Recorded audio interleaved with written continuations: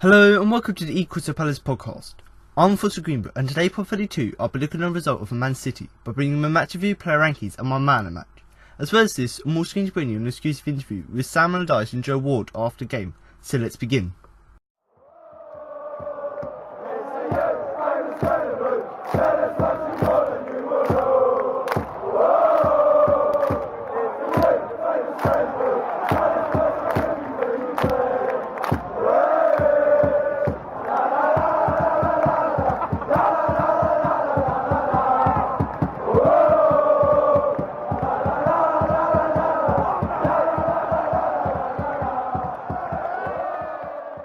Crystal Palace's interest in the FA Cup ended at the fourth round stage after goals from Raheem Sterling, Leroy Sané and Yaya Touré saw Pep Guardiola's men advance in the competition. A much-changed Eagles side more than comfortably held City at bay until a couple minutes before the break, when Sterling slipped through and scored, and then Sané added the second midway through the second half to clinch the victory. Touré then fired home a free kick in injury time to score his 6th goal in his last 7 appearances against the Eagles to complete the scoring as the visitors cruised through to the 5th round. City controlled much of the opening exchanges and nearly took the lead after just 9 minutes. A scooped pass by Yaya Touré allowed David Silva to slip in behind the defence, but Wayne Hennessy managed to come out and get in the way for his first attempt. And after, the Spaniard saw a header go wide when well placed. Palace gradually grew into the game though, and there was a controversial moment on 30 minutes. While having been booked a couple minutes earlier, Touré brought down Jordan March in full fright but wasn't shown a second yellow. From the resulting free kick, the Eagles had their first sight on goal when Andros Townsend's delivery was flicked on by Much, but Christian Benteke couldn't keep his header down and the chance flew over. That seemed to lift the hosts, and soon after another delivery caused problems as Jordan Much saw a scuffed volley deflect into the path of James Tompkins, but he couldn't get enough on his shot on the turn and Willy Caballero managed to parry it away. But with a couple of minutes until half time, City managed to take the lead in clinical fashion. Making his first start for the club, Gabriel Jesus played an incisive pass from the halfway line through the defence that allowed Raheem Sterling to race through, and he coolly slotted the ball under Wayne Hennessy to hand Guardiola's men the lead. They nearly went into the interval 2 goals ahead, when a swift counter-attack saw Sané, Silva, Sterling and Jesus all link up from the left flank and into the area, to create a chance for the Brazilian, but Wayne Hennessy did well to get something in the way of it and deflect it away for a corner. And then Fabian Delph saw a shot from range diverted just wide as the visitors ended the first 45 minutes well on top. After the break, Palace had a couple of good chances to level things up in the first 5 minutes of the half. Firstly, Chong Lee headed straight at Caballero, before half-time introduction Loic Remy acrobatically volleyed over when the net should have been bulging. Back came City and Sterling nearly added a second when he cheekily backhilled a loose ball goals but it flashed fractions wide. And then Hennessy just managed to push away a grass cutter by Delph from just outside the box. The heavens then opened and a heavy downpour which turned to hail engulfed proceedings, but trying to make use of a slick pitch, Joe Ledley went close with a low drive from 25 yards out. However, on 70 minutes the game was as good as over when City doubled their lead. A swift counter-attack allowed Silva to carry the ball over 50 yards and time his path to Sané perfectly, and he managed to tuck the ball into the bottom corner and virtually end the Eagles' time in the competition this season. Ledley attempted to change that when he headed just wide a couple minutes after that setback, but the afternoon went from bad to worse as Jeffrey Schlupp limped off with a tweaked hamstring with 15 minutes to go, and then it could have been easily 3-0 when Jesus raced through on goal, rounded Hennessy but slipped on a greasy service when he went to pull the trigger. But in injury time, Touré got his usual goal against the Eagles when they won a free kick 25 yards out from goal. He stepped up to curl the effort and unstoppable shot into the top corner of the net, out of the reach of Hennessy, and put a full stop on Palace's dreams of a second consecutive cup final appearance.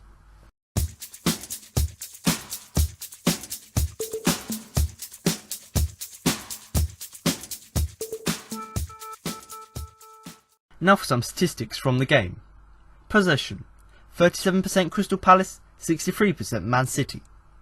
Shots: 9 for Crystal Palace and 14 for Man City. Shots on target: 3 for Crystal Palace and 6 for Man City. Corners: 6 for Crystal Palace and 9 for Man City. And fouls: 14 for Crystal Palace and 19 for Man City.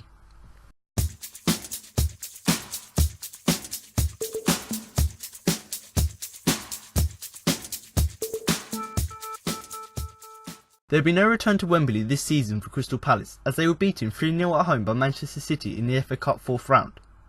Last season's finalists bowled out of the competition after goals from Sterling, Sané and Yaya Touré helped the visitors to success, with a much changed Palace side left to focus on their battle to avoid relegation from the Premier League.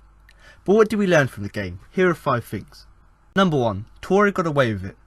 When Yaya Touré brought down Jordan Much as he burst down the right wing on the half-an-hour mark, Crystal Palace fans were calling for a second yellow card. How he escaped without one only referee Mike Jones can say, particularly as Raheem Sterling was booked for a similar foul as Jeffrey Schlupp counter-attacked soon after. The fact that Touré scored the 3rd goal later on rubbed salt into the wounds. Number 2. A bit of leeway.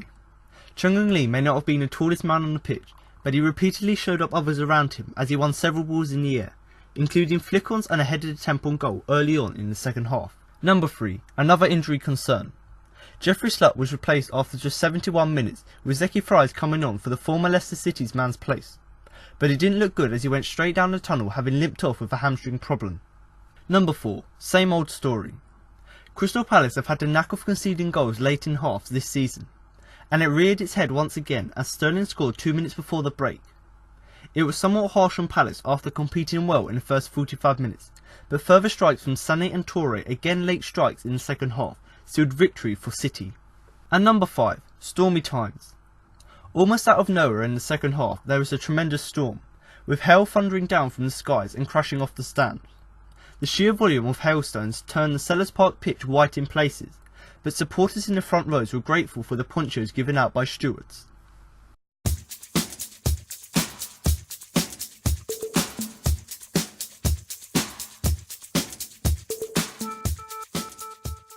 So now you've heard the match review, we're now going to move on to the player rankings. But before we start, don't forget to follow us across social media on Twitter and Facebook at Crystal Palace for all the latest news. And for all you Facebook users out there, don't forget to check out our Facebook group so you can join in with the latest discussions, read the latest news and post your own opinion. So like I said, if you are on social media and you do want to get in contact with us, then of course you can follow us on both Twitter and Facebook, and you can find that using the @eCrystalPalace. And obviously I do follow both these accounts, and I would recommend you do follow these accounts, because on both of these pages we do regularly update it with the latest news. So if you do want to keep up to date with all things Palace, including transfer rumours in sort of the run up to the end of the January transfer window, so of course, you know, do give us a follow so you can keep up to date with them. And also, you know, if you want to keep to date with all things general about Palace, you know, up to date with all things like player and manager interviews, then of course do give us a follow as well. And a thing that quite a lot of fan pages are doing quite recently is posting Twitter polls. We also do post Twitter polls so you can have your opinion heard or vote for your opinion on what you think may happen at the club. And we have done this quite a lot through the transfer window, hearing fans' opinions on which players they would prefer to join the club. But obviously do follow us on both Twitter and Facebook, obviously, if you do want to keep up to date with all things Palace. But also, if you are on the Facebook group, I personally would highly recommend you do join the Facebook group, because obviously you can find that using the @eCrystalPalace group. And obviously I personally would recommend you do join the group, because after the game quite a lot of fans go on there to post their own opinion on players and how they thought the players performed and anything else they saw in the game, whether it be a controversial decision, whether it be just the performance or the sort of attitude of the players in general. You know, fans go on there and, you know, post their opinion on what they thought about the game. So obviously if you're a fan who likes to read what other people had to say and post your opinion for others to see, then of course I would recommend you do join the Facebook group, because obviously it gives you the opportunity to A, post stuff so other fans can see it, and obviously B, so you know you can read what other fans had to say throughout the game. So of course, if you do want to, you know, have your opinion heard and you're sort of that person who likes discussion, then of course do give us a follow and we'll accept you into the group.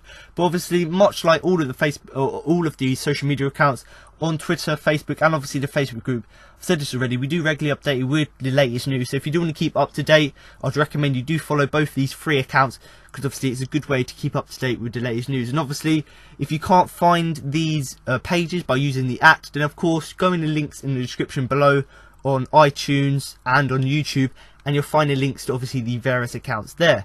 But obviously if you are listening to podcasts on YouTube, then of course you can drop a comment below the video about what you thought about the game and who you thought the standout player was for Palace. And obviously that's because we want to hear what you had to say. And obviously in the last few weeks I've set a challenge to the listeners, and that is for the, you know, for them to list their player rankings and give me ratings of how they thought the players performed from 1 to 10. Obviously with 1 being the worst and 10 being the best. And that's obviously just, you know, you giving your opinion on how you thought the players performed throughout the game. So obviously this week I want you to do the same, like I've said in every few last week. You know, go in the comments below the YouTube video and comment with your player rankings. So all of the players and obviously maybe the substitutes, give them ratings from 1 to 10 so I can see what your opinion is on how you thought, you know, they performed throughout the game. And one of the reasons I want you to do this is so obviously I give you in the podcast, I give you my opinion, I give you all of my player rankings. If you go into the comments below, it gives me an idea of what you thought about the game and whether we thought we had a similar outlook from the game. So if you do want to do that and obviously give me the chance to compare your views on the players to mine, then of course do drop a comment below the video about the performance of the players. And obviously you don't have to do that. Even if you've got something that you just want to say about the game or the best player, then of course do comment that below as well. And obviously I've said this already, you know, do comment what you want, because obviously it's nice being able to compare my opinion to yours. But also if there's something you thought that I didn't cover from the game, then of course do drop that below in the YouTube comments as well. So this week, before I do go on to talk about the player rankings, I'm just going to talk a little bit about the cup itself. And obviously, we know this season especially, that isn't our priority to obviously do well in the FA Cup. And that's purely because we're in a relegation battle in the league. And we want to sort of concentrate on that so we don't get players injured, so we don't have extra games. And I completely understand that. And quite a lot of fans do as well, because when we lost this game, they weren't really too disappointed because A, Man City were a very good team and they put out a very good team.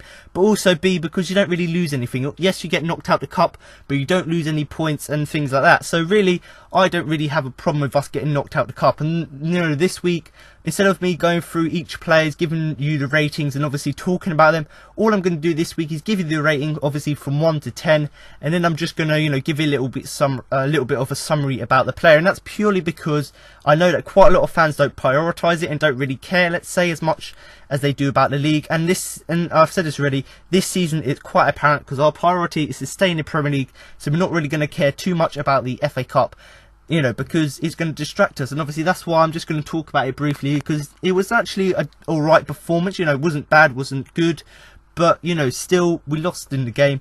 But I've said this already, you know, the cup isn't really our priority this season, so I'm not really going to talk about it that much. But if you do want to hear my opinion on the FA Cup, if you go back to the first Bolton podcast where I just talk about the cup in general, I talked about it in quite a lot of detail. So if you want to hear my opinion on the cup and why I don't really, you know, go into too much detail, then of course do give that one a follow. But we're going to start with Wayne Hennessy in goal, who I'm going to give a 7. Made a couple of good saves and couldn't do nothing else with either goals. Now to move on to the defensive back 4 of Joe Ward, James Tompkins, Martin Kelly and Jeffrey Schlupp. Joe Ward a 5. Stand-in skipper and had a decent game, but failed to support the attack. James Tompkins a 7. Unlucky not to open the scoring with a first half volley which was well saved. Very good defensively. Martin Kelly a 6. Kept City debutant Gabriel Jesus quiet with the help of Tompkins. Jeffrey Schlupp a 7. Palace's best player on the day. Defensively sound and was energetic enough to support the attack. Crossing could be better at times. Unfortunate to limp off injured. Now to move on to the defensive midfield of Matthew Flamley and Joe Ledley. Matthew Flamley a 6. Quiet and had very little impact, giving the ball away too often. Arguably his poorest performance in the Palace shirt. Joe Ledley a 6. Struggled against the energy of the opposing midfield. Seemed slightly off the pace and a lazy tackle led to the third goal. Now to move on to the attacking 3 of Chung Lee, Jordan Much and Andrew Townsend. Chung Lee a 5. Tried hard but with little impact. Unwilling to take on his marker, could be a slight lack of confidence. Won back possession a number of times. Jordan Much a 5. Started well but faded extremely quickly. Failed to get close enough to Benteke, which led to the strikers' flick-ons finding nobody. Andrew Townsend a 5. Clearly lacking in confidence, far too predictable when in possession and was poor defensively. And Christian Benteke a 5. Isolated up front and was clearly taken off at the break to be safe for the game on Tuesday night. Now to move on to the subs of Zeki Fries, James MacArthur and Loic Remy. Zeki Fries a 6. Brought on 76 minutes and could be forced to play on Tuesday if the Van Aanholt deal stalls. James MacArthur a 6. Brought on in 65 minutes but didn't really have a huge impact on the game with the little time he was on the pitch. And Loic Remy a 6. Brought on at half time. Volley from 8 yards out should have found a net shortly after his arrival.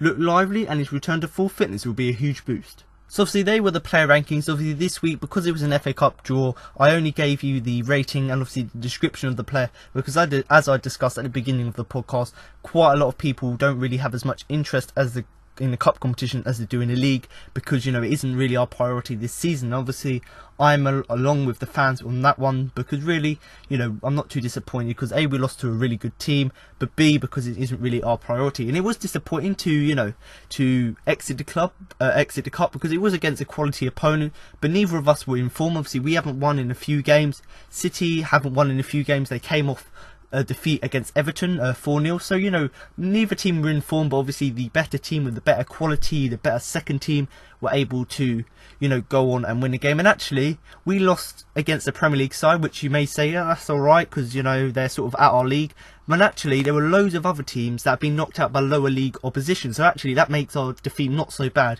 because we actually lost to a team that's in our league. So the likes of Watford, Hull, Liverpool, Brighton and Newcastle, all of these clubs and Leeds as well, they all lost to lower league teams, so actually it doesn't really make our defeat that bad. And shout out to Sutton United, congratulations on getting past and actually getting a home fixture against Arsenal in the next round, so congratulations.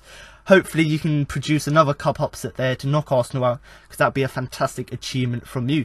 But obviously this game, it was very familiar from Palace games in the past. We conceded both of our goals right before the break, so the first one, Raheem Sterling, before the first half ended, and obviously the other one just before the end of the second half there. So it was very familiar from Palace, the fact that we conceded the goals in this fashion. And also it's very familiar that actually we did have loads of chances throughout the game, but we just couldn't finish them. The two examples I like to say of this is obviously Tompkins' shot, which yes, it was on the spin and he's centre back, so he isn't going to be prime at shooting, but if that shot had gone in, maybe it would have been 1-1. And Remy's chance as well, so 1-0. He's just come off the bench for Benteke, had a very acrobatic shot, good ambition for the fact that he tried to do it, but obviously it just went over. So if these chances had gone in, maybe we would have had a chance to get something from the game. And obviously you've probably heard this in the 5 things we learned. Manchester City should have probably been down to 10 men, as Yaya Touré was involved in an incident on the half an hour mark. And obviously this was when Jordan March burst down the right wing, which I thought I'd never ever see,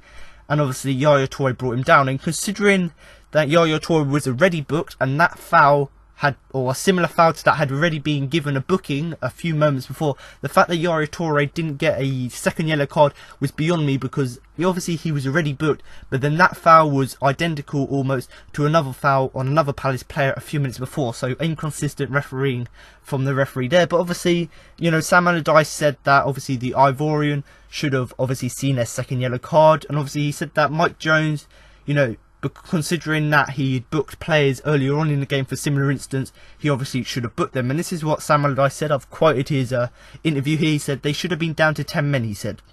Jordan March and Raheem Sterling were booked for much less. The referee hasn't done his job for me with the incident with Yaya Touré.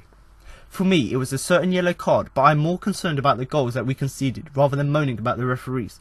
So obviously that's what Sam Allardyce said, and quite rightly so, I believe. And I've heard quite a lot of fans, especially on Hull Radio, they've said it as well. The fact that Yaya Touré was already booked, and the fact that that foul, the likes of Raheem Sterling, Jordan March, these players had been booked for much less fouls. So obviously that made the referee set the tone from the game. And after he set the tone from the game, Yaya Touré goes and do this, pulls back Jordan March, and really that should have been a second yellow card. And maybe the referee didn't send him off because it was early in the second half, but anyway, 2 yellow cards or 2 fouls equals 2 yellow cards, which means he should have seen red and gone off the pitch. But once again, very inconsistent refereeing there. And actually, yeah, that's been our luck this season. We've had not much luck this season, because decisions like that were going against us. But actually, just to sort of finish off, some would actually say that now we're out the cup, we can actually concentrate on the league, which is what I personally think. But it's not really fun to lose a game, whether it be in the FA Cup, whether it be in the league,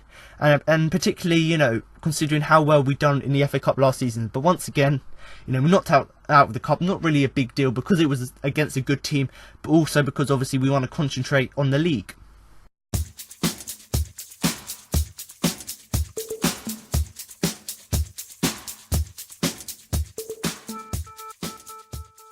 So now to move on to the man of match award, but I'll fold it out and give you my man of match and who I thought had the biggest influence on the game. I'm now going to give the results of my Twitter poll. So obviously if you do want to vote in next week's Twitter poll and have your opinion heard on who you thought the best player was from the game, and obviously the player with the biggest influence, then of course do go over and follow my own personal Twitter account. And as you can probably guess, the Twitter account isn't run by Crystal Palace, it's actually my own personal Twitter account, which you can find using the @TheCPC podcast. So do go on there, give me a follow, because I do regularly update you with the latest news. But also, if you do want to vote in next week's Twitter poll about the man of the match, and any poll really that I do post in there, then of course do give me a follow so you can keep up with the latest news, but obviously listen or have your opinion heard on the man of the match shortlist. But obviously this week's man of the match, I've got 4 nominations here. They are Wayne Hennessy, James Tompkins, Jeffrey Schlupp and Loic Remy. So just to run through why I've put these 4 players on here. Obviously Wayne Hennessy, yes, we conceded 3 goals, but throughout the game he made a couple of very good saves, and you may say that they kept us in the game and stopped us being humiliated, maybe 5-0 like West Ham were in the last round. Obviously James Tompkins, you know, he was very good defensively. He almost scored with a volley, you know, so he almost, you know, he done well defensively to once again keep the scoreline down, but also, you know, he almost scored a goal himself. Same goes with Schlupp, you know, he was defensively sound, but the thing about Schlupp which made him better than, say, Tompkins was, he was very energetic through the attack. So obviously where he was playing on the left flank, with that sort of attacking threat he's got, he tried to run down the left to obviously give defensive cover, but also to support the attack. And the same with Remy, you know, he came on at half time, he looked very lively for the 45 minutes he was on the pitch, and hopefully when he gets back to full fitness he can improve so much, and that would be a huge boost to us. But obviously just to go through the Twitter poll, obviously in joint 4th place with 21% of the votes was Wayne Hennessy and James Tompkins. And obviously closely followed up with 24% of the votes in 2nd place was Loic Remy, which means the winner of this week's Man of the Match award for the game against Manchester City in the FA Cup is Jeffrey Schlupp. So the new signing got a Man of the Match on his first sort of full game for Palace. So congratulations, Jeffrey. You don't get a trophy or certificate, but you do get my sincere congratulations on what was a very good performance from you. But the thing really that stood out for me on Schlupp, obviously I said it in the player rankings, obviously he was the best player, and that's why I've given him the Man of the Match and why he's won the Twitter poll Man of the Match as well. But the thing that stood out was, yes, like Tompkins, like Hennessy, he was good defensively, but the thing that really I enjoyed about his game is the fact that he was probably one of our best attacking threats. So the fact that, yes, he could do a job defensively and track back and use his pace, but the fact that he can go down the left, supply, you know, the ball into the area, and yes, he isn't fantastic at shooting, but he used his pace to try and cut inside, try to run round players, and that's what made him different to these other players. Yes, these players had a good influence from the game. Obviously Remy, good attacking, Tompkins, Hennessy, good defensively, but Schlupp was good at doing both of them things, and obviously he used his pace for his advantage to do these things. But certainly these 4 players, Hennessy, Tompkins, Schlupp and Remy, do get my congratulations on very good performances by you. Hopefully, you know, you can continue that form into the league games we've got coming up. But certainly, you know, Schlupp, obviously you can see with the 34% of people voting for him, a very good performance from him. So now you've heard my match report, player rankings and my man of the match. That concludes this week's podcast. Now I've got an exclusive interview with Sam Allardyce and Joe Ward following the game. Joe, unfortunately out of the cup today, was it a case of the 3 goals being from pushing to get a goal yourselves? Do you think of leaving yourselves a bit open? Yeah, I think so. I think in the end we started trying to push on and got exposed, and you know, when you play against players of that calibre, they're going to hurt you. I felt when we stayed in the game at 1-0, and you know, if you stay in the game later on you might nick a goal, but when they start to hit you on the break like that, they're going to get their chances, and they're clinical when they do. Yeah, is it a case for us as well being clinical when we get chances against the top sides like this? Yeah, definitely. I think we had some chances today, and we knew if we played a certain way and got in behind them, then you know, and put balls in the box, then we would create chances. Something that we worked on, and I think we done that. But it was just obviously frustrating we didn't convert them, and you know, I think as it went on we got a little bit carried away with pushing forward, and ended up leaving ourselves a little bit exposed. Was it a proud moment for you today, captaining the team for the first time? Yeah, of course. It's always nice, and it was an honour to put on the armband. But you know, it's also a frustrating and disappointing day. Obviously, being knocked out of the cup, which we would have liked to have, you know, obviously stayed in and gone to the next round. And finally, how important is the next week with regards to getting some points on the board? Oh, it's massive. We all know. I think everyone knows at the club that it's huge for us, and we've got to roll our sleeves up and dig in and make sure that we go out there and perform and make sure that we get the points that we need. Sam, unfortunately out of the cup today, but do you think the result flattered them a little bit, given the first 40 minutes?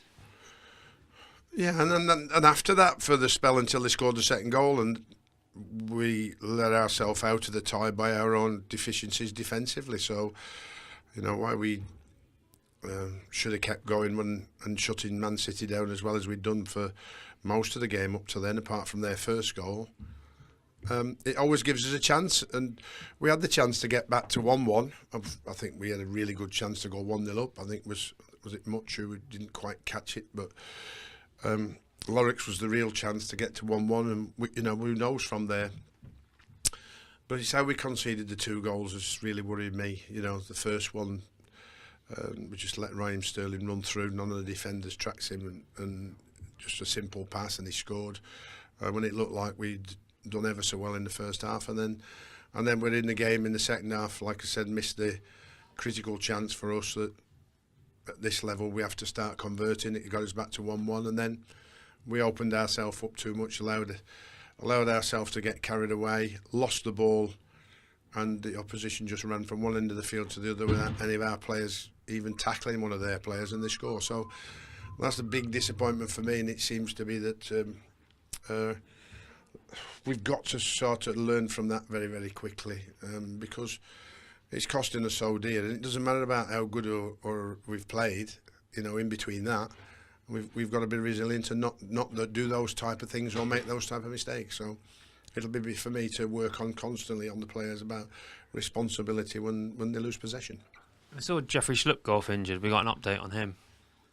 Well, not till tomorrow, but it is an hamstring, so it depends on the size of the hamstring strain on, anything from 2 to 6 weeks. So just how badly he's torn the muscle will be obviously determined by a scan in the next couple of days, but certainly be out for the foreseeable future, sadly.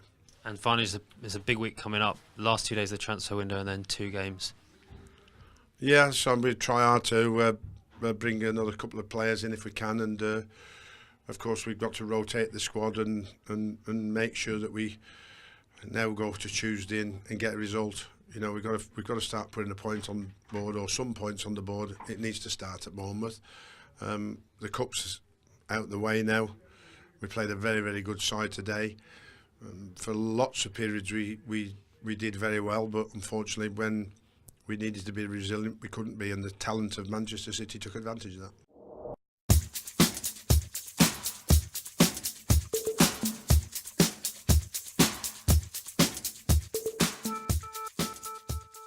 So there you have it. Now you've heard what Simon Allardyce and Joe Ward had to say after the game. That concludes this week's podcast for the game against Man City. But make sure to come back next week for my post-match review of the game against Bournemouth.